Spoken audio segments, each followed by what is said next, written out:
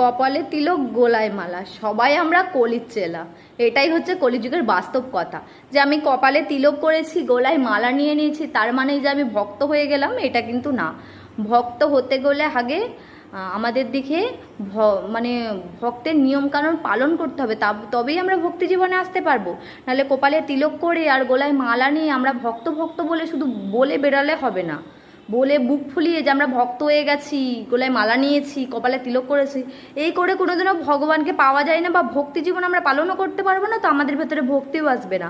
ভক্তি আসতে হবে মানে ভগবানের অহেতুকি কৃপা লাভ করতে হবে। তার জন্য কি করতে হবে? প্রচার করতে হবে, আমাদের দিকে গ্রন্থ প্রচার করতে হবে, হরিনাম প্রচার করতে হবে একনিষ্ঠভাবে। আমাদের ভেতরে যদি সে অহংকারটাই চলে আসে যে আমরা বড় ভক্ত হয়ে গেছি, কপালে তিলক করে নিয়েছি বলে ছোট বড় কাউকে জ্ঞান করবো না, সবসময় অপমান করবো, ছোট বড় কথা বলবে, এই তুমি মাছ মাংস খাও, তোমার বাড়িতে যাব না, তুমি মাংস খাচ্ছ, আমি তোমার সাথে কথা বলবো না, এইভাবে প্রচার হয় না। প্রচার করতে গেলে